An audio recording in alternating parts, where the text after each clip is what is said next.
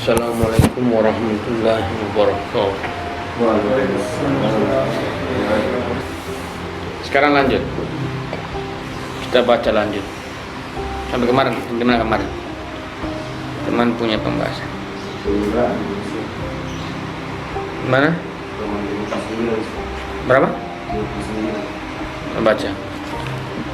Halaman 59. Penggunaan manusia, misalnya penglihatan, terlalu lemah untuk dapat merefleksikan realitas eksternal. Jadi panca indera itu sangat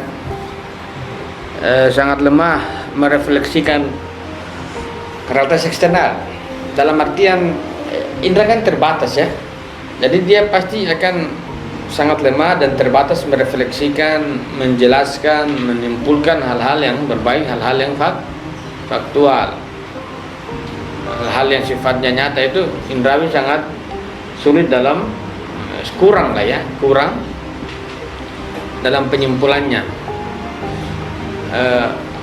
Dalam artian syaraf dan lain sebagainya yang dikatakan otak itu jika dilihat itu juga sangat lemah ketika kita mengatakan bahwa ide yang ada di pikiran kita itu adalah respon-respon saraf. Karena walaupun misalnya kita diam begini, sesuatu yang kita lihat misalnya, sesuatu yang kita lihat, kita tuju apakah sesuatu yang kita lihat itu adalah respon saraf ataukah ada keinginan jiwa kita untuk melihat sesuatu. Ada domain, kalau katanya non material, kesadaran dan keinginan itu adalah non material yang mengkorelasikan jiwa dengan alam ya. Kalau dalam bahasa epistemologi falsafatuan dikatakan kausalitas, hubungan antara ide dan ilmu adalah hubungan niscaya, hubungan kausalitas itu dalam persepsi dikatakan dengan keinginan dan kesadaran itu. Jadi yang dia mau jelaskan itu sudah hal yang memudahkan kita paling tidak. Artinya bahwa misalnya ada 6 atau 10 orang misalnya di jalan raya, tahu kita pergi ke mana, ke Indomaret atau supermarket, dengan banyaknya penjualan itu barang-barang, kan tidak semua kita senangi ya, tidak semua barang-barang itu kita senangi. Satu, yang kedua, tidak semua barang-barang itu dia memiliki tingkat kesadaran dan konsentrasi tinggi terhadap semua barang yang kita amati, berbeda. Jadi barang yang begitu banyak di Indomaret itu kita tidak merespon sama. Kita merespon satu barang dengan barang yang lain itu kita bisa ukur secara subjektif tergantung dengan keinginan kita pada barang itu. Kalau ada barang walaupun cantik tapi kalau kita juga tidak ingin, itu tidak akan terjadi sebuah responsif. Ya begitu saja ya. Dia hadir begitu saja, tapi sama sekali kita tidak merespon dia dalam apa?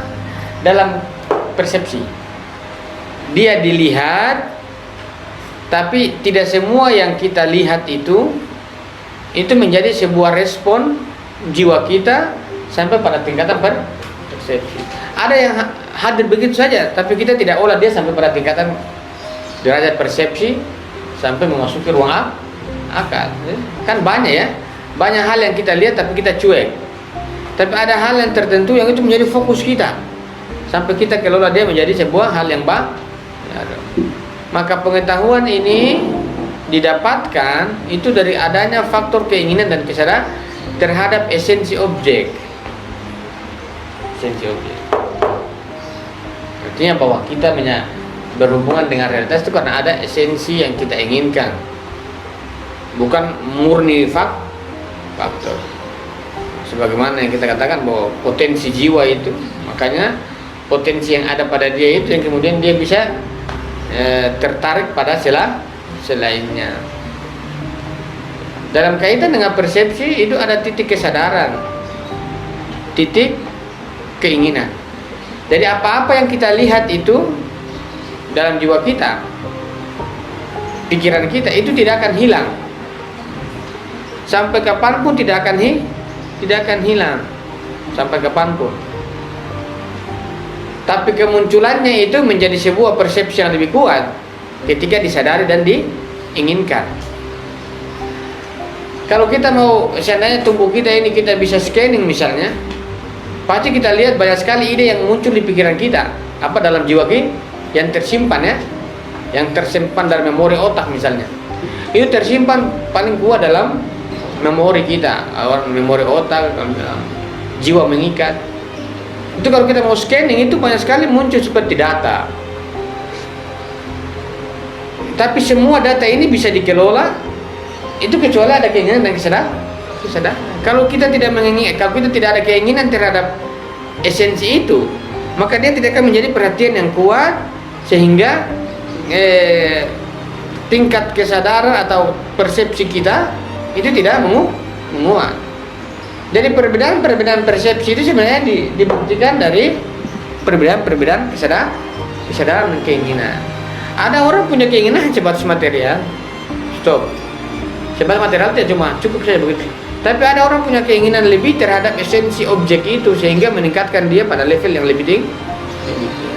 Coba dibaca. Seperti halnya keinginan di belakang. Paragraf baru.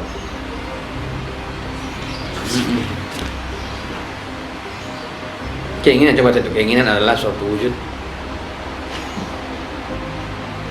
Keinginan adalah suatu wujud psikologis dan faktor psikis.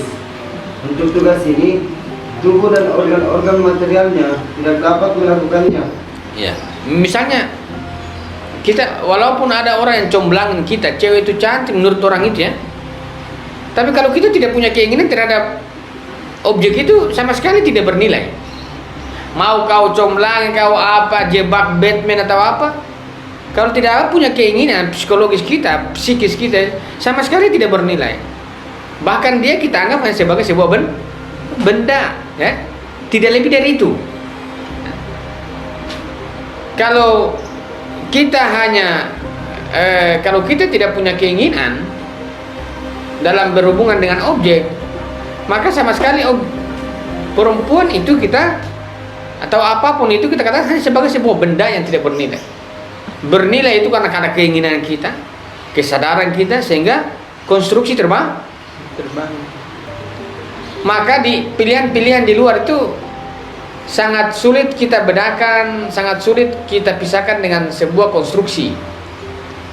Pilihan-pilihan di luar ya, itu sangat sulit kita pisahkan dengan sebuah irisan-irisan irisan diri atau irisan psikis kita. Bahkan kata yang dipilih juga pasti ada irisan psikis kan. Teman-teman menulis, memilih diksi saja itu pasti ada yang ini bagus, kata ini bagus. Jadi kata itu bukan murni semata-mata ini yang terbaik, tidak.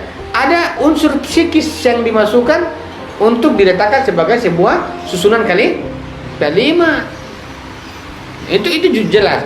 Maka kata itu ada irisan-irisan subjektivitas orang.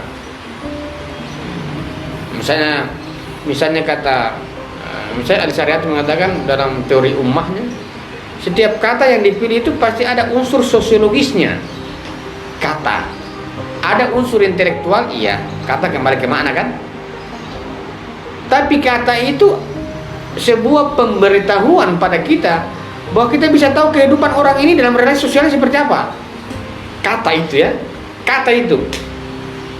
Saya tulis misalnya namanya, kalau saya tulis namanya Hussein saja, pasti orang bisa melacak kehidupan intelektual saya dan relasi sosial saya bangun. Kata, kata itu. Kata itu punya daya dorong dan mencerminkan sebuah kehidupan sosial manusia. Kata saja. Kalau makna intelektual sudah otomatis. Makanya dalam Mutahari, dalam buku Stop Anarkisme, dia mengatakan kata, nama itu adalah amal ma'ruf nahi munkar. Zaman modern sekarang pertarungan jihad kita yang paling realistis memberikan nama. Pertarungan nama itu adalah pertarungan jihad. Itu nama itu punya kekuatan sosiologis, kekuatan perlawanan ya. Kira-kira nama. Jadi dalam pilihan-pilihan kehidupan kita membangun konsepsi sampai masuk pada afirmasi pasti ada irisan-irisan psikologis. Ah ini kalau tidak dikontrol psikologis ini murni psikologis. Makanya harus dinaikkan. Dan apa-apa yang tersimpan pada diri kita, pada jiwa kita tidak sama sekali hilang. Hari ini kan kita konsentrasi pada materi, tapi setelah teman-teman pulang konsentrasi berubah terhadap ide lain. Maka ide yang di dalam yang mungkin dikatakan bahwa alam bawah sadar juga bisa. Itu dia bisa muncul ketika disadari. Itu muncul. Kalau dia muncul bisa diangkat dalam jalur persepsi ya. Kalau tidak disadari dia selamanya menjadi apa? Dia menjadi sesuatu yang mengendap dan berbahaya kalau nanti tiba-tiba situasi yang mendorong dia muncul. Kalau situasi yang mendorong dia muncul itu alam yang tersimpan itu bisa brutal. Tidak ada lagi toleransi. Tapi kalau hal-hal yang tersimpan di dalam jiwa kita sadari terhadap esensi objek itu, maka itu akan menjadi sebuah kekuatan inteleksi dalam persepsi. Lanjut. Tugas ini memerlukan suatu esensi entitas tak terbagi. Tak ada satupun signal yang dikirimkan oleh indera yang dapat dianggap sebagai persepsi kecuali ada suatu keinginan subjek yang menerima untuk terlibat dalam penginderaan tersebut. Iya, itu falsafah itu selesai lah. Intinya bahwa bukan yang ini masuk kemudian ada keterlibatan subjek dalam berhubungan. Ada dorongan subjektivitas kita. Ada misalnya perempuan 10 orang di jalan cantik, tapi teman-teman tidak mungkin mengatakan semua sama. Pak teman-teman lebih fokus salah satu. Ada unsur psikis itu. Jadi kita seringkali menyimpan dalam jiwa kita itu yang hal-hal yang kita sukai saja. Yang kita tidak sukai ya tidak kan? Tapi setiap hal yang kita lihat pasti ada unsur psikologi itu sudah masuk. Tapi seringkali yang mau kita kelola itu dalam jiwa kita itu adalah unsur-unsur yang kita inginkan. Lebih kuat mana? Yang ada 10 orang yang kita pandang, hanya satu itu yang menurut kita ini yang saya harus kejar. Nah, kan begitu.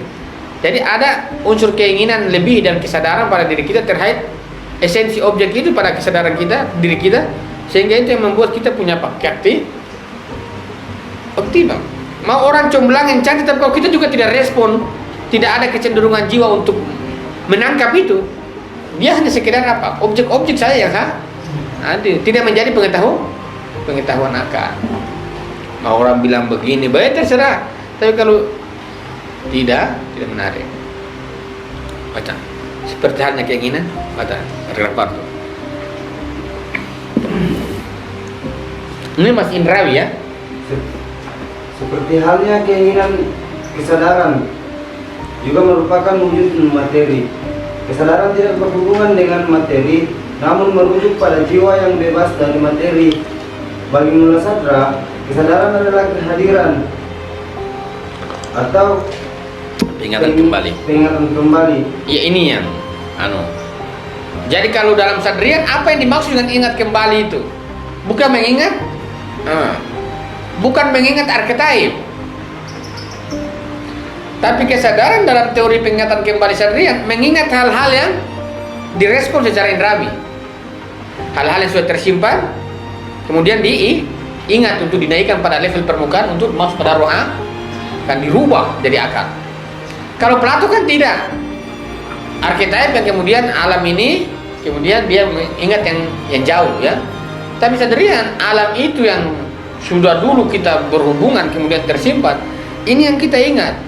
Untuk apa? Untuk naikkan dia pada level kesadaran permukaan kita untuk kita transmisikan dia menjadi akal. Kita harus munculkan semua itu agar semua menjadi akal dalam iluminatifnya. Kalau tidak, nanti ada yang masih tersimpan, kita belum melakukan sebuah tajrid kan. Lanjut. Ini makna pengingat kembali ya. Lanjut. Unitas wujud-wujud eksternal atau objek atau bagian penting aspek esensialnya di dalam Nah, pikiran. itu kan ingat dalam pikiran ya. Lanjut. Kesadaran hanyalah jiwa yang sederhana dan imaterial yang di dalamnya dapat dihadirkan diri dan objek-objek lain, karena sifat esensial materi adalah ketidaksadaran atau yang disebut oleh Munasadra ketidakhadiran. Ya, artinya objek itu tidak hadir. Yang hadir adalah esensial objek. Jadi materi itu tidak mengalami sebuah kesadaran. Ini memang dia tidak hadir kan. Jadi materi ini, objek ini tidak masuk pada ruang kesadaran manusia. Kesadaran kan terkait dengan diri. Hanya esensial objek itu yang masuk, makanya esensial objek itu yang kemudian menjadi kesadaran. Tapi objek ini tidak menjadi bagian dari kesadaran. Dia kan objek yang terpisah. Dia tidak masuk pada kesadaran kita. Yang masuk pada kesadaran kita pasti esensinya, bukan objeknya. Jadi begitu, maka objek-objek ini sebenarnya pada esensinya dari objek itu mengandung kesadaran manusia. Jadi kalau kita melihat secara indrawi saja, kenapa kita terdorong oleh satu objek yang kita inginkan, yang kita sukai dalam respon hal-hal material? Itu karena apa? Karena di alam juga ini punya esensial jiwa kita. Kita tidak mungkin, kalau sekiranya alam ini murni materi, sedangkan jiwa ini adalah non materi, keinginan dan kesadaran itu adalah non materi. Lantas bagaimana kita bisa merespon materi kalau di situ tidak ada identitas yang mirip dengan jiwa kita? Pasti ada sebuah kemiripan, kesesuaian, sehingga jiwa menginginkan sesuatu pada materi yang itu yang dia inginkan adalah identitas yang sesuai dengan dia, dan itu adalah esensial dari objek itu, bukan materi. Misalnya, iya, adalah sebuah ada keinginan kita di situ, dan keinginan yang kita di situ itu pasti bukan terkait materi, terkait esensial materi. Untuk apa kita inginkan materi?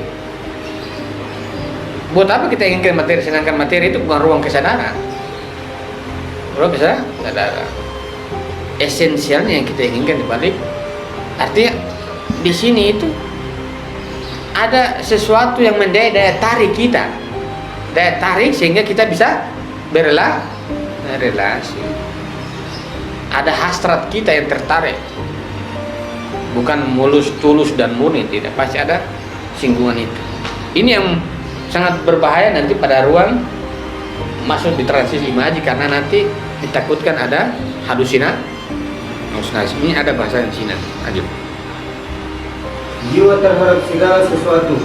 Menurut mazhab Munasadra serta doktrinnya tentang gerakan substansial, materi itu bergerak sepanjang suatu garis temporal dan hipotesis, di mana masa lalu dan masa depannya adalah bukan yang sudah ada dan bukan yang ada, sehingga dengan demikian materi itu tidak hadir.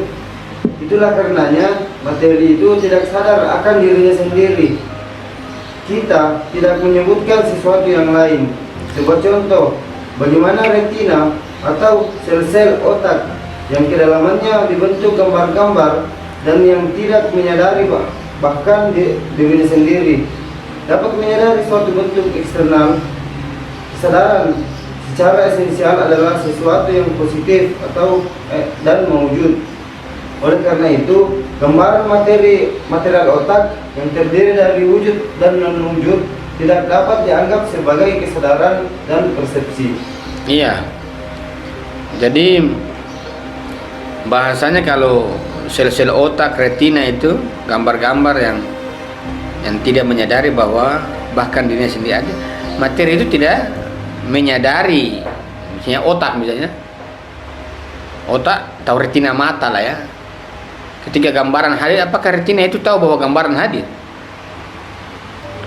Apakah otak itu tahu bahwa gambaran-gambaran yang dia terima itu gambaran-gambaran realitas? Tidak, itu karena keinginan mengatakan ada gambaran yang gambaran, misalnya gambaran objek ya. Contoh ini otak retina misalnya, gambaran sini muncul. Apakah otak ini sadari bahwa ada gambaran? Otak ini hanya apa ya, kalau dalam teori otak itu apa bahasa? Dia hanya menyimpan kan? Menyimpan. Tapi apakah otak menyadari bahwa yang dia simpan itu adalah gambaran dari sini?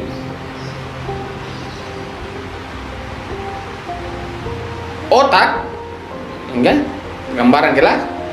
Dia menyimpan gambaran itu ya. Tapi apakah otak itu menyadari gambaran yang dia simpan itu terkait ini? Tidak. Itu pasti terkait dengan kesadaran antara ini gambaran yang disimpan terkait ini. Itu kesadaran jiwa manusia yang tahu, bukan otak yang tahu. Ya kita terima bahwa otak menyimpan, tapi apakah otak tahu bahwa yang dia simpan itu adalah gambaran terkait objek itu? Pasti tidak. Disitulah kemudian ada ruang kesadaran manusia menyadari bahwa objek yang dia terima, gambaran itu adalah terkait dengan objek itu. Itu menjadi dasar dia membangun sebuah hipotesis yang lanjut. Terus, jangan saja. Dengan demikian, kesadaran sama dengan kehadiran objek eksternal atau sesuatu yang diketahui secara aksidental. Aksiden itu kan batasannya. Aksiden. Itu bentuk. Terus. Di dalam pikiran manusia yang menjelaskan dan menyingkap segala aspek yang oleh mula sadar dianggap sebagai prasyarat persepsi dan pengetahuan. Ya, ini persepsi, ini prasyaratnya ini. Keinginan, kesadaran, ada ide, gambaran masuk ya. Itu prasyarat. Syarat persepsi itu. Syarat persepsi. Kalau orang-orang menganalisis Sadrian, ini doktrin Sadrian ya. Sampai pada tingkat inteleksi, itu syaratnya ini. Indrawi. Fakta itu syarat dalam Sadrian. Tentu bukan sebagai basis kesimpulan ya. Dia hanya sebagai basis persepsi. Kesadaran orang dalam melakukan persepsi itu harus ada yang dipantik ya gitu. Kalau orang yang tidak punya informasi yang begitu valid, yang dia tampung pada pikirannya, nanti jiwanya lemah, tidak akan bekerja. Orang-orang yang tidak membaca buku, jarang membaca buku, maka asupan informasi dan data jarang itu. Kalau jarang, lantas bagaimana dia bisa melakukan sebuah ekspresi persepsi pada jiwanya sampai pada tingkatan akal? Itu sangat sulit diterima. Maka membaca itu, misalnya siapa nama? Elbara ya. Dia mengatakan sama Ustadz Andi, baru membaca terjemahan saja sudah sombong. Terjemahan maupun teks asli itu hanya sekedar informasi ilmiah, bukan pengetahuan. Sama sekali bukan pengetahuan. Itu hanya prasyarat orang masuk dalam ruang persepsi akal. Tidak ada jaminan itu. Tentu kalau teks asli orang menghimpun data yang mungkin banyak, tapi jangan melihat cara pandang begitu. Karena itu berarti kita menjadikan bahwa basis teks asli menjadi sebuah kesimpulan pengetahuan. Itu hanya prasyarat persepsi. Tentu kalau teks asli menarik karena ada informasi-informasi yang terbaru mungkin yang kita tidak melihatnya. Hal-hal yang terjemahan pun ada informasi yang dihimpun. Karena kita menunggu terjemahan pasti lambat dalam artian orang menerjemahkan kan terbatas kan. Berbeda dengan orang yang paham bahasa kemudian masuk di teks langsung, itu kan pasti dia lebih menghimpun menghimpun informasi. Tapi itu semua hanya sebagai basis. Berbahaya sekali kalau informasi dalam teks-teks itu kita tidak sadari. Nah, itu lebih berbahaya. Karena nanti tidak terjadi sebuah derajat persepsi pada tingkatan akar. Kita hanya membaca, tapi kita tidak membuka ruang kesadaran terhadap itu. Informasi yang masuk, nanti apa? Tidak masuk pada ruang akar. Nah, kita terpenjara itu. Kata ahli syariat, ini penjara ego, penjara teks. Orang tekstual kan? Tekstualnya begini. Yang dimaksud tekstual itu teks-teks yang tidak disadari sampai pada ruang persepsi. Maka tidak mungkin ada disebut dengan kontekstualisasi. Tekstualnya begini, menurut begini, akhirnya tekstual. Yang bisa melepaskan tekstual itu adalah persepsi. Tapi persepsi itu bisa bekerja, ada syarat keinginan dan terhadap apa? Kan sangat berbahaya. Saya mengkritik siapa nama? Bertanya sama Alvin Lyceum, apakah jaminan bahwa kamu itu lebih cerdas ketika antum baca teks asli?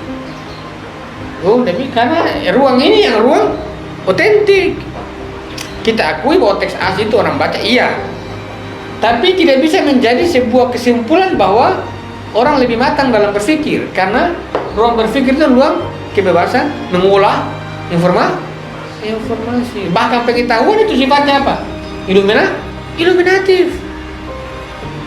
Dia yang hadir pada jiwa. Nah, ini tidak bisa ada sebuah ruang ketertutupan. Tidak bisa, harus ruang dialog terus terbuka. Ruang dia. Ya, kalau menutup itu sangat berbahaya. Itu namanya menutup ruang iluminasi memasuki. Itu sangat berbahaya. Berarti nanti apa? Ini penjara ego, ilmu menjadi apa? Ilmu menjadi ego, itu kan bahaya. Nanti kita tidak mendapatkan apa? Arti dari sebuah teleos persepsi. Nanti kita turun ke realitas itu. Ada kita bicara masyarakat ini, Aristoteles bilang, Aristoteles yang tidak merubah keadaan. Ini kan? Lanjut. Tanya kalau hantu paham tanya. Seperti yang telah kita ketahui, kesadaran, kehadiran, dan ketersingkapan ini merupakan syarat-syarat eksklusif bagi kebenaran setiap persepsi yang dapat pula dianggap sebagai kriteria untuk membedakan antara persepsi yang benar dan seorang yang sehat dengan persepsi yang salah dari seseorang yang syaratnya terganggu. Nah itu. Syaratnya terganggu. Dia mengatakan ini penegasan Sadrian ini. Bagaimana pentingnya bagaimana ilmiah menjadi basis pentingnya. Bahwa orang berfilsafat itu punya basis. Perkuat itu data ya. Jangan bicara hanya Anda bisa begitulah. Filosofi itu jelas akurat datanya. Dia mengatakan kesadaran, kehadiran, dan ketersingkapan. Ini maksudnya ini ya. Syarat persepsi kan ini. Ketersingkapan, kehadiran. Tapi ada faktor ilmiah. Dia mengatakan merupakan syarat eksklusif bagi kebenaran. Setiap persepsi yang dapat pula dianggap sebagai kriteria untuk membedakan antara persepsi yang benar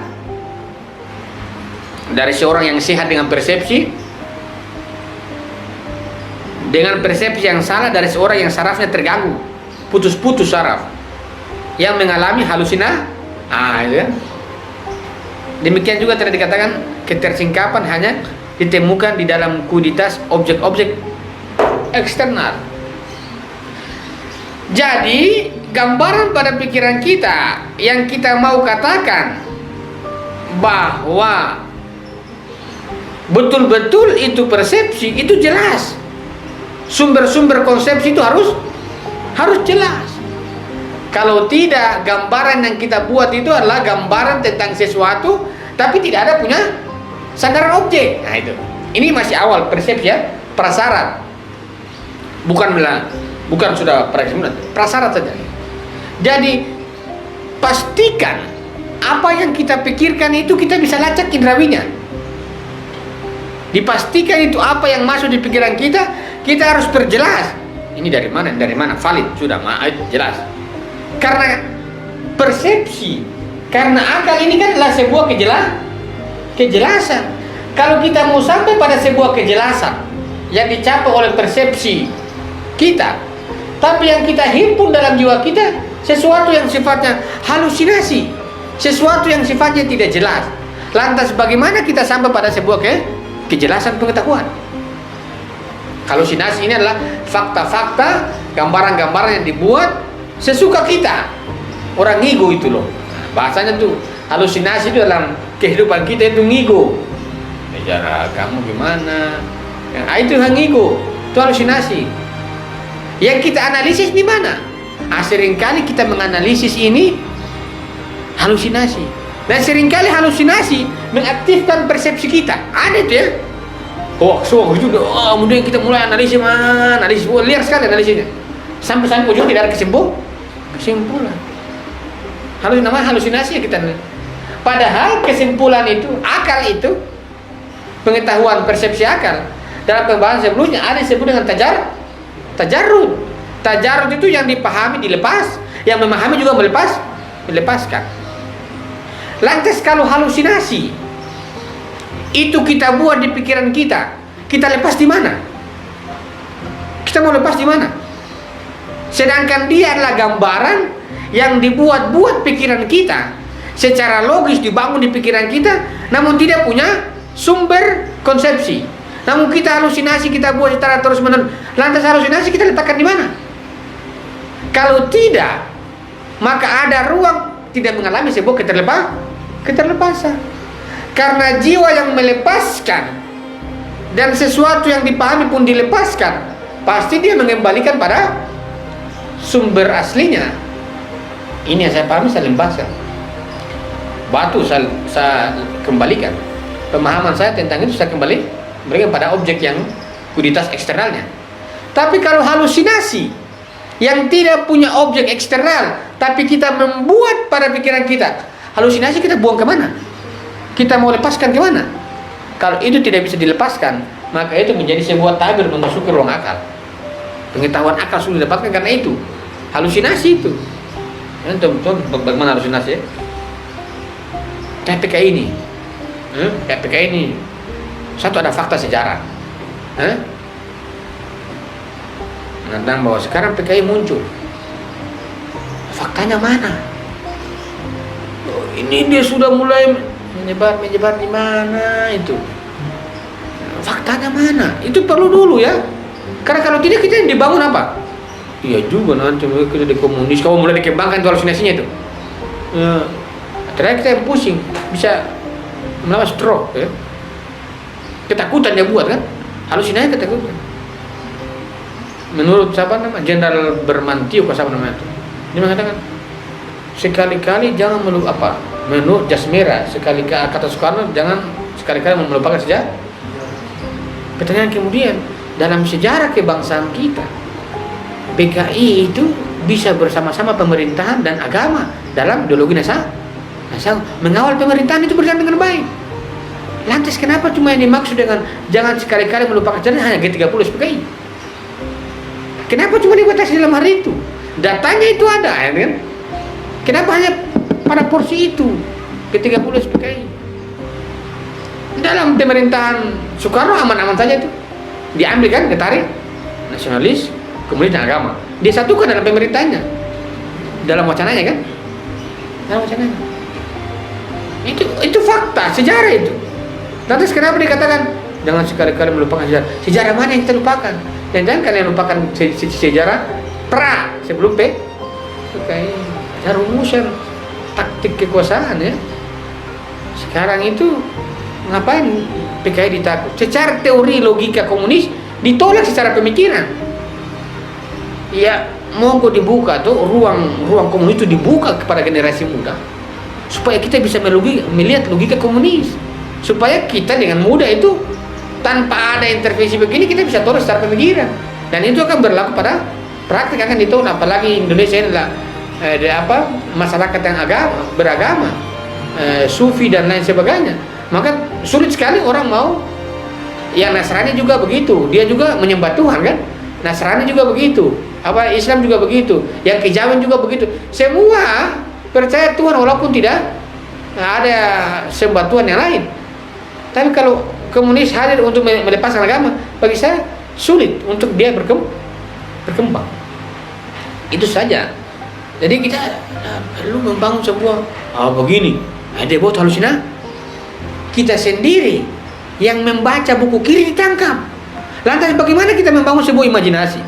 sampai pada kesimpulan akal memutuskan. Dia bilang kita jual buku kiri ditangkap, bahasa Das Kapital dibilang jas komunis. Lantas kita punya gambaran mau dibangun dari mana? Itu bagaimana itu? Membangun sebuah persepsi tanpa ada informasi. Iya, mungkin bagi mereka ada informasi, mereka enak memahami. Tapi kita ini membaca ID saya ditangkap, membaca mas saya dibilang komunis, membaca teori-teori kiri dibilang, nah ini komunis bangkit. Itu kan sulit, ada halusinasi. Membangun sebuah image kita di pikiran, dia membangun gambaran itu yang dia bangun itu bukan, tidak ada sama sekali kosong data. Dia bangun BKI begini, nanti kita kristenisasi kayak sekarang, tahu kan? Satu habis itu balonku ada 5, kan? Balonku ada 5 pica yang hijau, anti agama. Itu ada halusinasi. Padahal balon itu apa? Permainan, hiburan anak-anak, agama. Ini balon ini warna hijau, ini agama, ini kesimpulan atau data? Nah itu kan dia bangun tuh halusinasi. Jamaahnya bilang gembira. Nggak tahu kenapa jamaah begitu. Yang sangat berbahaya karena irisan imaji itu ada irisan halusinasi itu. Kita bisa cross check di pikiran kita. Jangan-jangan saya ini halusinasi atau fakta. Kalau kita punya pikiran dalam pra persepsi, kita bisa cross check faktanya itu jelas, imaji jelas. Tapi kalau tidak ada di pikiran kita, imaji kita cross check faktanya juga tidak ada. Dihentikan itu halusinasi, dikembangkan, dihentikan di situ. Kalau tidak, ini yang menjadi orientasi tertinggi tidak ditemukan. Apalagi mau bicara wujud eksternal, tidak mungkin ditemukan kesesuaian. Nama halusinasi mau ditemukan wujud eksternalnya tidak mungkin. Karena apa? Karena dia ini gambaran yang tidak berdasarkan fakta. Mau ketika mau ditarik dalam kesesuaiannya sulit ditemukan dalam wujud eksternal, kuditas eksternal. Lanjut. Keinginan dan kesadaran jiwa ini adalah apa yang disebut oleh Mula Sadra pengetahuan fakultas jiwa melalui kehadiran, di mana bentuk-bentuk kemudian digambarkan di dalam jiwa tersebut. Hadir ya, berarti kan hadir. Ini ada kehadiran. Gambaran itu kita punya keinginan terhadap objek dalam relasi ya. Kemudian sama pesan. Perhatikan kehadiran ini, kehadiran hal-hal indrawi ya, bukan dalam makna akal ya. Alam, imaji, akal, keinginan, hadir, ide, sadari, kesadaran, persepsi. Nah ini tajarut sini, iluminatif, kayak gitu. Dari kita punya keinginan sampai kita berrelasi dengan objek ini kan, hal-hal ilmiah, fakta ya. Kemudian hadir itu gambaran-gambaran yang jelas, gambaran yang jelas ya, bukan halusinasi. Gambaran jelas, faktanya hadir. Jadi ide kan, ide ini kesadaran kita tentang ide ini yang hadir. Setelah itu masuk ruang persepsi. Persepsi diolah-olah sampai pada tingkatan tajarut. Tajarut ini kan melepaskan ini semua. Itulah kemudian iluminasi pengetahuan. Nanti jadilah di sini yang dikatakan apa? Aktu. Tapi titiknya yang sekarang kita masukkan yang ini. Yang ini nanti dikembangkan pada bab selanjutnya. Tapi yang ini yang paling riskan. Perhatikan itu imajinasi itu yang kita tangkap itu ada ruang halusinasi. Fakta yang kita buat sendiri di pikiran tanpa ada korelasi dengan kenyataan. Bagaimana kita sekarang banyak, misalnya orang sekarang dulu misalnya Jokowi PKI, faktanya satu, PKI muncul itu dia mungkin belum lahir, nanti dia PKI itu cross itu namanya halusinasi itu, halusinasi. Padahal PKI ini terkait perebutan kekuasaan saja, dengan ABRI ikut di sana, Soeharto kan saja. Tapi sebenarnya kalau kita nonton PKI, dibilang kita PKI. Orang-orang yang misalnya nonton film PKI dulu, Eko Prasetyo, diserang sama teman-teman yang bersorban. Nah, kita kan hanya buka fakta. Sebenarnya kita ini Indonesia ini belum dewasa ya. Coba buka saja fakta. Buka saja fakta. Pasti orang begini. Akan begitu enak. Dan kalau kalian tutupi itu kenyataan, fakta, nanti bagaimana kita mau menyimpulkan? Dan bagaimana juga saya mau yakin bahwa kesimpulan kalian benar. Kan begitu. Kalau kalian tutupi fakta, lantas kemudian kalian menyimpulkan bahwa kalian lantas bagaimana saya percaya bahwa kesimpulan kalian benar? Sedangkan saya juga tidak tahu faktanya. Kan begitu kan? Jadi problem. Jangan-jangan kesimpulan ini karena ada subjektivitas Anda yang Anda masukkan. Nah, kan ada pilihan kesimpulan sudah ada kala diksi-diksi perasaan itu harus ada nama subjektivitasnya. Karena dalam tasdik itu pasti ada irisan subjektif. Artinya bahwa ada tendensi kalau akal-akal yang tidak matang itu pasti ada tendensi. Bahkan kita mengatakan pengetahuan objektif dalam pemilihan kata selalu ada kata irisan subjektif. Jadi kata yang kita pilih untuk mencerminkan konsep kita, kata ini pilihan subjektif yang kira-kira ini kayaknya cocok paling indah untuk bisa dimaknaikan begitu. Misalnya kalau kita mau menggunakan kata intelektual, tapi karena kita melihat masa pendengar itu adalah orang awam, kita pakai ya kepintaran. Itu artinya pilihan kata itu kan subjektif kita. Ada irisan hasrat kita dalam menarik konsep itu kan. Tidak intelektual yang bagus, orang tidak dengar semua. Nah, kira-kira begitu. Lanjut. Berarti kan ada halusinasi, hati-hati ya. Titik poin yang penting di situ. Dalam filsafat Islam, pengetahuan dikelompokkan ke dalam dua kategori. Pengetahuan melalui perolehan al-usuli dan pengetahuan melalui kehadiran. Pengetahuan melalui perolehan diperoleh melalui perantara, misalnya dengan 5 indera, dan melalui tahapan-tahapan mental. Meskipun ada pengiriman kualitas. Ya, coba. Usul itu diperhatikan indrawi kan, mental. Ini namanya husuli. Tapi kalau huduri tidak punya mental, karena dia karena dia melepaskan segala unsur-unsur mental. Hadir, iluminasi kan hadir. Nah, iluminasi mental, kreasi persepsi. Tapi kreasi persepsi kan nanti lama-lama dia tertajar. Artinya anak husuli dan huduri. Karena persepsi itu nanti berhentinya hanya pada tingkatan mana? Dia berapa? Hanya pada tingkatan logika atau logis saja, sulit.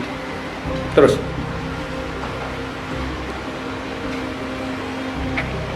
Namun pengetahuan ini tidak bisa menghadirkan karakteristik wujud objek tersebut, misalnya panas, kelembaban, dan dengan kata lain, pengetahuan melalui perolehan adalah pengetahuan yang tidak produktif.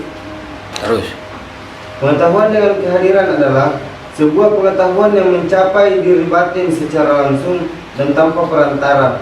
Atau dengan kata lain, pengetahuan ini adalah sebuah persepsi intuitif. Berbeda dengan pengetahuan melalui perolehan, persepsi intuitif atau pengetahuan dengan kehadiran ini membuat efek-efek eksternal dan eksistensial. Melalui penyatuan dengan pengetahuan ini, jiwa manusia yang imaterial dapat memasukinya dan menjadi sadar akan kedalaman wujudnya. Iya, ini iluminasi masuk. Jadi kalau dia masuk, jiwa menyadari kan? Karena jiwa ini kan fungsinya cuma menyadari nih, sadar kan? Terhadap apa yang baik dari bawah maupun dari Tapi ketika dia menyadari yang ini masuk pada jiwanya, itu dia akan menyadari kedalaman wujudnya sebagai manusia. Kalau ada sesuatu yang teman-teman pahami dalam kesadaran akal, atau teman-teman paham yang teman-teman maksud itu, teman-teman akan merasa ada sebuah keluasan jiwa terbuka. Begitu terus. Itu tentu perasaan yang subjektif dirasakan. Hanya dia yang mengetahui kadar dirinya kan. Ya kita tidak bisa mengetahui. Apakah dia paham atau tidak itu kan urusan dia dengan dirinya. Dalam penyatuan, pahaman dan yang dipahami. Terus. Pengetahuan dengan kehadiran manusia dapat diperoleh dengan berbagai cara. 1. Persepsi tentang diri sendiri. Pengetahuan manusia tentang dirinya sendiri adalah suatu persepsi intuitif yang diperoleh melalui pengetahuan dengan kehadiran. Meskipun kelima indera tidak difungsikan, manusia tetap dapat memahami dirinya sendiri. Iya, jadi kayak begini. Kalau objek di luar diri kita,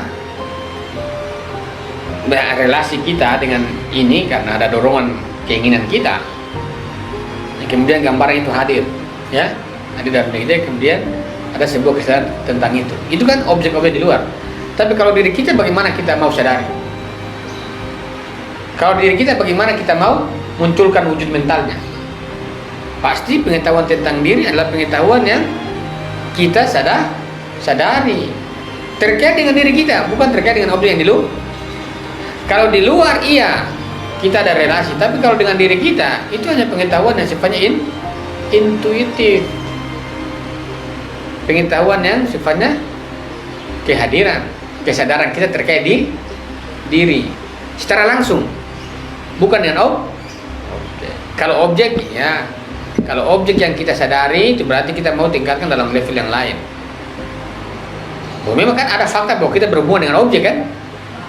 Tapi kalau diri kita, sedangkan penentuan objek saja, saya berhubungan dengan objek, maka pengetahuan saya tentang apa? Pasti tentang objek. Tapi kalau saya dengan diri saya, apakah perlu objek itu untuk saya berhubungan? Tidak perlu. Maka pengetahuan tentang diri saya, iya kesadaran saya tentang diri saya dalam hubungan dengan diri saya. Kalau saya berhubungan dengan gelas, maka hubungan dengan gelas adalah pemahaman diri saya tentang gelas. Tapi kalau pemahaman saya tentang diri saya, apakah saya perlu objek? Tidak perlu. Maka pemahaman tentang diri saya adalah pemahaman yang sifatnya intrinsik, ya, inheren, intuitif, huduri, kesadaran terhadap diri sendiri, bukan terkait sesuatu. Maka pengetahuan tentang diri itu adalah relasi diri dengan diri, bukan relasi diri dengan selain diri, ya. Kalau hal-hal yang indrawi iya. Tapi memang ada pengetahuan sifatnya indrawi, ada pengetahuan sifatnya intuitif dengan diri kita. Tapi ada juga pengetahuan tentang akal bagaimana? Nah, pengetahuan tentang akal bukan dari diri kita, dia sifatnya yang hadir juga. Nanti kita sadari. Pengetahuan tentang akal itu dicapai dalam kehadirannya pada jiwa kita itu lewat persepsi. Tapi kalau pengetahuan kita tentang diri kita hanya diri kita, pengetahuan kita tentang objek adalah relasi dengan objek. Tapi pengetahuan kita tentang akal itu adalah pengetahuan tentang sebuah kesadaran yang kita kelola terkait pemahaman dan gambaran-gambaran yang kalau diri kita terus pengetahuan tentang diri. Namun hal ini tidak bertentangan dengan kenyataan bahwa kadang manusia juga mempersepsi dirinya melalui pengetahuan pahaman, misalnya dengan penglihatan atau sentuhan. Ya. Jadi satu, saya katakan tadi saya begini itu ada gambaran. Tapi dalam relasi saya dengan ini, itu meneguhkan bahwa ada subjek yang mempersepsi, dan itu diri saya. Maka hubungan saya dengan itu meneguhkan diri saya. Tapi saya mau melanjutkan pemahaman tentang diri, tidak butuh ini. Tapi saya menyadari diri saya, itu karena ada respon pertama dia.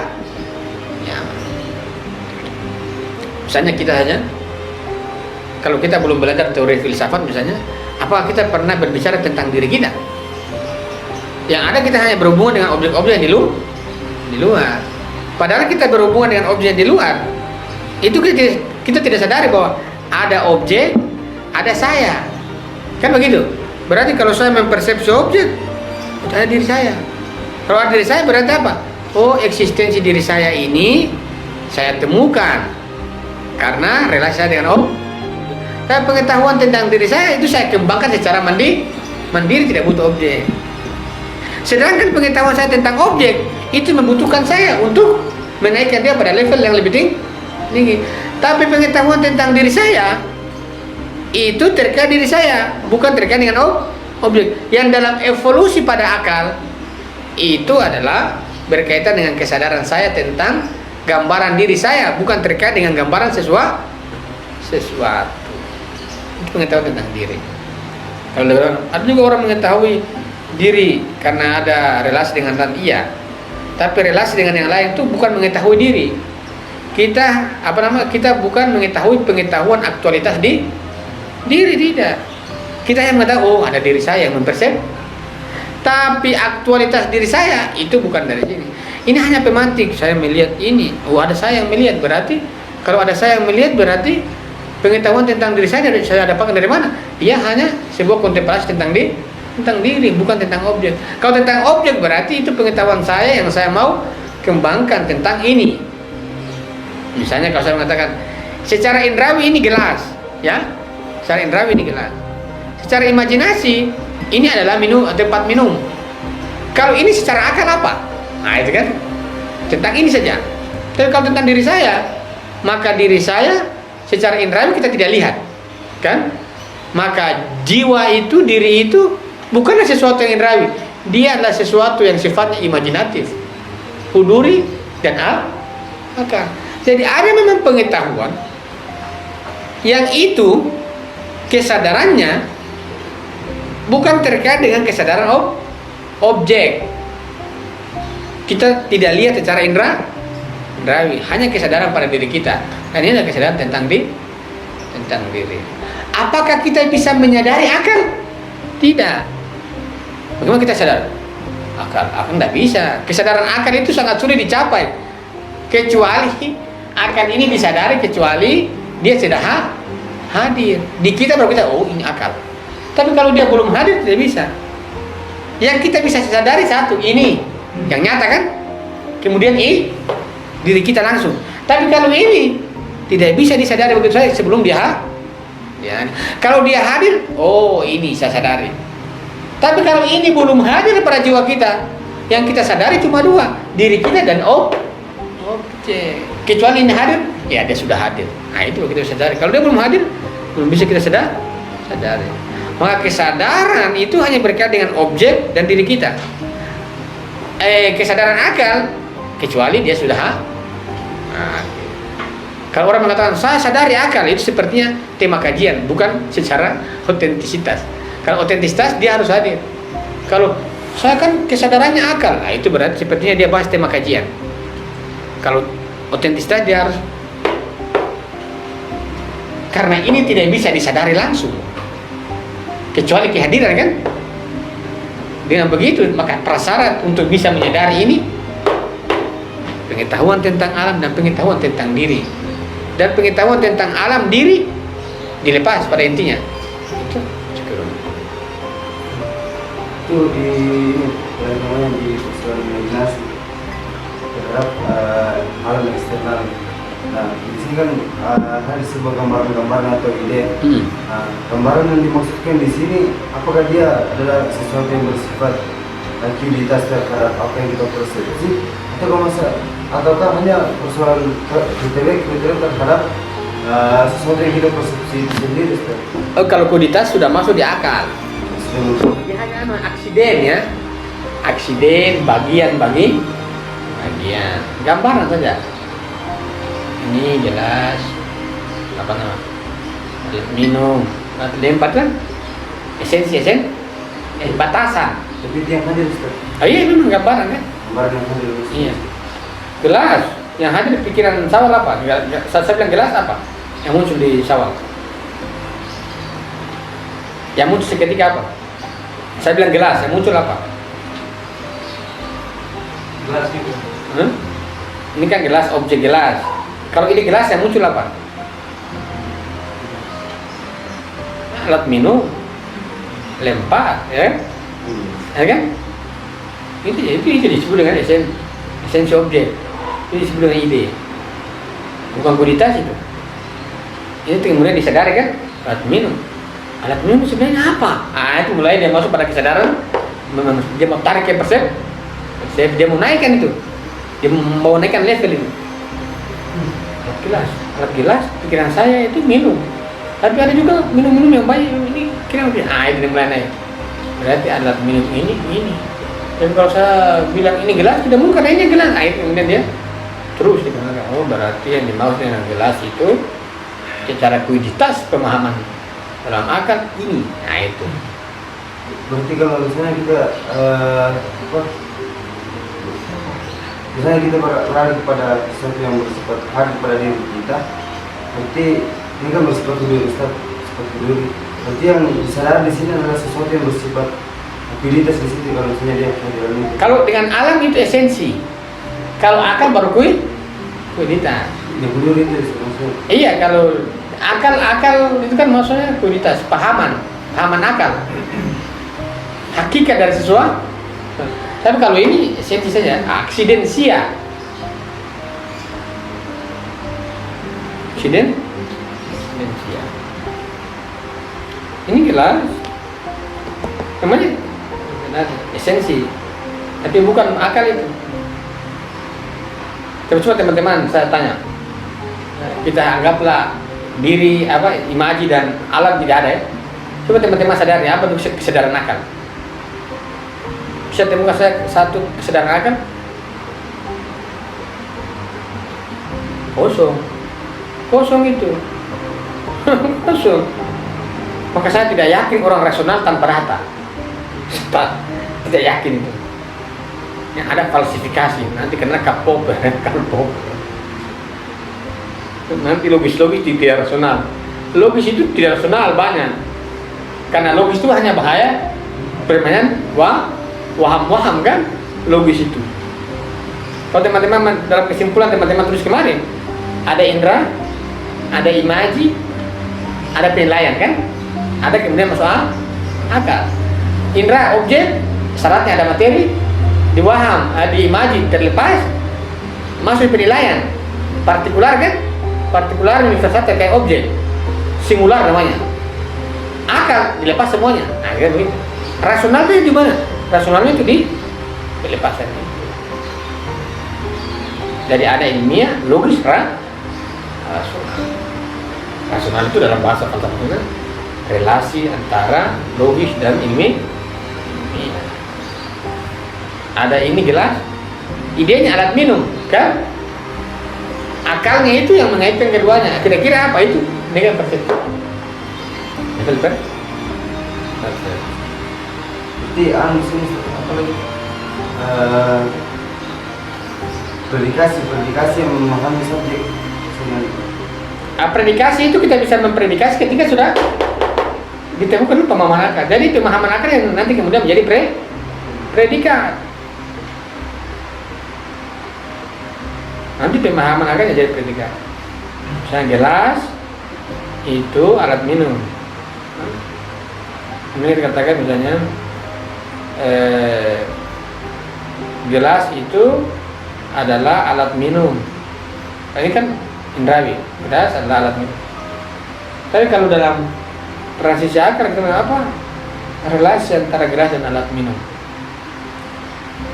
Dalam pemahaman itu yang dicapai, kemudian itu menjadi predikasi pada subjek kan. Misalnya ini kan alat minum. Tapi kalau pada pemahaman kita mengatakan ini apa? Gelas ini adalah kalau kita bahasakan misalnya seringkali katakan benda. Atau kita mengatakan misalnya ini. Dalam contoh manusia adalah hewan rasional. Tapi kita hapus rasional. Manusia adalah hewan. Dan kalau sampai pada kesimpulan akar rasional baru kita tahu manusia adalah hewan rasional. Rasional itu adalah akal ya, pahaman akal yang diletakkan pada subjek manusia. Tapi kalau hanya tidak rasional, murni dia hewan. Apa tuh hewan? Ciri-cirinya hewan kan banyak. Banyak. Tapi kalau rasional, rasional di mana ditemukan? Pasti akal. Manusia yang berakal. Manusia adalah hewan berakal. Hewan berakal. Namanya hewan berakal itu bagaimana? Adakah hewan berakal? Kalau hewan berakal berarti kami bisa berakal. Manusia adalah hewan berakal. Manusia itu hewan yang berakal.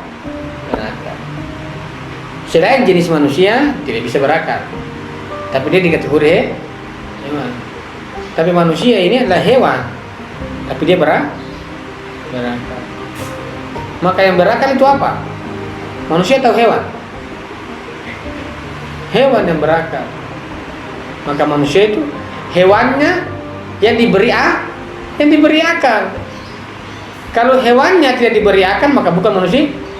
Pertanyaan kemudian, hewannya manusia itu apa? Yang ditumbuhi rasional. Nah itu begitu. Itu analisis terus berjalan tuh. Ya, manusia adalah hewan berakal. Kira-kira hewannya pada manusia itu apa? Kemudian dikatakan itu yang berakal. Kalau manusia itu adalah hewan, pertama ya, hewan itu apa? Insting. Kemudian dikatakan akal. Maka yang mau diberi akal apa? Insting. Bukan fisiknya, instingnya yang mau diberikan akal. Dengan begitu, kalau insting ini adalah sifatnya hasrat, maka hasrat itu yang mau ditemukan rasionalisasinya. Kan begitu ya? Hewan berakal itu kan? Manusia adalah hewan berakal. Hewan itu pasti terkait dengan instingnya hewan. Kalau dikatakan bahwa manusia adalah hewan berakal pada hewan ini terkait insting. Maka yang mau dirasionalkan adalah insting pada manusia. Hasrat dan itu yang mau dirasionalkan. Kalau itu yang mau dirasionalkan berarti apa? Perjalanan rasional itu perjalanan manusia dari hasrat menuju akal. Bukan hewan rasional. Anda bisa begitu. Kesimpulan itu bicara tentang sebuah gradasi yang dicapai. Nah, yang manusia adalah hewan berakal. Hewan yang berakal. Kalau mau deh, manusia adalah berakal. Kan sebenarnya begitu. Tapi kenapa manusia adalah hewan berakal?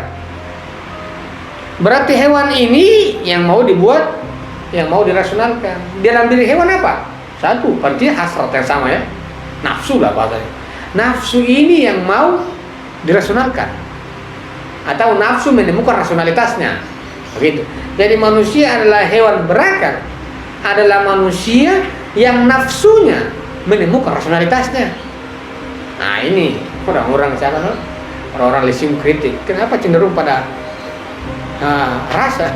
Itu yang mau naik ditarik di akal, dibawa ke akal itu. Tapi cara pijakannya itu mau ditarik. Lah kita mau tarik perempuan di rasionalitas. Pijakannya apa kita tarik? Kita mau bawa perempuan ke rasional, apa dasarnya? Kita mau tarik mananya? Nah itu pasti tarik di titik hasrat itu yang mau ditarik. Apa rasionalitas dari rasa? Kedekatan. Rasionalitas dari rasa itu kedekatan. Rasionalitas dari pikiran itu adalah jarak. Maka kalau kita berbicara tentang rasionalitas dari rasa adalah sebuah perasaan dekat dengan hakikat. Itu filsafat rasa. Itu disebut dengan rasionalitas. Ini bukan berat, tidak bisa begitu cara mainannya. Tidak epistemik itu. Logis-logis yang halusinasi. Ya punya bicara. Manusia adalah hewan rasional. Apa yang mau dirasionalkan? Hewannya. Hewan itu apa? Insting yang dibuat menemukan rasionalitas dari insting. Kalau kita bicara, apa itu insting? Apa rasionalitas dari insting? Apakah dia baik atau buruk? Apakah dia hina? Tidak. Lantas apa itu tujuan dari insting? Rasionalitas supaya kita mau arahkan dengan rasional menuju tercapainya tujuan insting. Jangan disia-siakan tuh insting. Ini adalah dosa. Ayo kita tazkiyatun nafs supaya ini mati. Oh, tidak bisa begitu. Itu namanya membunuh diri. Dan itu zalim kan? Zalim. Karena Berbahaya sekali kalau dia melihat cara ekspresinya nanti dikotomi terus ya. Tuh. Kalau kalian mau selesaikan pikir, misalnya orang hubungan jarak jauh, bicara jarak jauh itu bisa terjawab akal ya. Tapi bagaimana yang perasaan itu dua insan yang bercinta, perasaannya dia bagaimana mau jawab? Mau kau bilang sabar terus nanti dia selingkuh, sabar. Ini perasaan itu rasionalnya kedekatan. Kalau akal pikiran, assalamualaikum apa kabar selesai. Tapi perasaan itu jawabannya rasional harus kedekatan. Sabar ya naik, sabar tuh dia punya ukuran tuh. Kalau akal iya sabar tak terbatas. Kalau perasaan lama ya sabarnya itu perasaan bahasa besar perasaan itu. Maka harus dijawab secara rasional kedekatan. Itu kalau kedekatan itu diletakkan pada realitas terkait dengan Tuhan. Bukankah Tuhan itu adalah sesuatu yang tidak bisa dirasionalkan, dicapai dengan akal? Kan tidak bisa. Maka Tuhan itu bisa dicapai dengan kedekatan, dan itu filsafat rasa. Maka perempuan itu simbol-simbol kedekatan Tuhan. Kalau orang nanti kira eksploitasi perempuan, mana itu eksploitasi? Kok neranya tidak jalan begitu ya? Yang ada nanti sudah encok kan? Kenapa Nabi Adam itu turun ke Hawa? Karena Adam tidak bisa bertemu Tuhan. Secara langsung tidak bisa, kecuali masuk lewat Hawa dan kedekatan. Nabi Adam tetap di surga sana. Tidak masuk surga tanpa ada ikhtiar. Turun dulu ikhtiar. Dan itu kedekatan. Dia harus pakai rasa. Dekat itu kan pakai orang tasawuf kan? Kedekatan. Tidak usah pakai otak-otak, lepaskan itu. Nah itu begitu. Itu namanya kecenderungan. Disebut dengan hewan berakal itu insting yang mau ditemukan rasionalitasnya. Apa rasionalitas insting? Jangan dipahami bahwa filsafat itu akal-akalan ya. Apa rasionalitas dari insting? Apa itu? Itu harus dibuka. Yang dimau dengan filsafat itu begitu. Bukan wujud. Itu begitu terus lama-lama kamu jadi kritik Arisariati. Ini tim masyarakat. Ini tim menemukan teleos. Tapi tidak masalah, orang punya hak berpikir. Dan kita sejauh yang kita mampu ya. Apalagi kita dianggap teks-teks sekunder, tidak masalah. Lanjut. Manusia memahami semua fakultas-fakultas batinnya, gambaran-gambaran mental, persepsi, motivasi, keinginan, perasaan, pikiran, perbuatan-perbuatan mental, dan ide-ide mental melalui pengetahuan dengan kehadiran. 3. Persepsi. Jadi yang kedua itu fakultas batinnya, gambaran mental, persepsi, dan lain-lain, pikiran, perbuatan mental, ide-ide mental, melalui pengetahuan dengan kehadiran. Artinya kita menyadari mental kita itu karena kesadaran, kehadiran. Kita mengetahui ide karena kehadiran. Kita mengetahui keinginan karena kehadiran. Kita mengetahui kesadaran sendiri, persepsi semua ada jadi karena dia tidak punya objek material. Makanya itu adalah sebuah pengetahuan yang hadir pada jiwa. Terus 3. Persepsi terhadap apa yang direfleksikan di dalam 5 indera yang merupakan pelapor juga dicapai melalui pengetahuan dengan kehadiran. Refleksi ini dimengerti dan dianalisis secara keseluruhan di dalam pikiran dan melalui pengetahuan dengan kehadiran. Tulisan ini ingin menjelaskan poin yang ini juga kan hadir juga kan, gambar ini kan dia tidak masuk begini kan, maka ini juga adalah jadi hadir bentuk-bentuknya esensi objek itu ada keinginan berhubungan kemudian hadir, bukan ini yang masuk kan, dapat itu selesai. Terus 4. Metode yang luar biasa dalam persepsi dan pencapaian pengetahuan yang diperoleh melalui intuisi, seperti halnya persepsi yang diperoleh dalam latihan asketis atau dalam mimpi ketika sedang tidur. Mari kita bahas yang keempat, persepsi itu ada arti lain, harus dibuka ruang ini. Ada asketis itu spiritual ya, bukan asketis yang dibahas dengan asketis yang dalam tradisi yang lain ya. Di sini spiritual. Ada irisan tazkiyah, tazkiyah nafs, berpikir, merenung, kontemplasi. Karena kontemplasi itu berbeda arti merenung dan berpikir. Dia lebih ada kedalamannya dikit. Jadi minta jarak lebih tinggi itu pasti spiritual. Mencapai dulu. Mencapai apa? Sudah tenang. Mereka teman-teman puasa Senin Kamis. Bukan baca Al-Quran. Ikhtiar saja ya. Kalau teman-teman dapat anugerah, enak. Kita juga bisa belajar kan. Ini ikhtiar begini saja. Sampai di mana itu urusan Tuhan. Sekian, semoga Allah.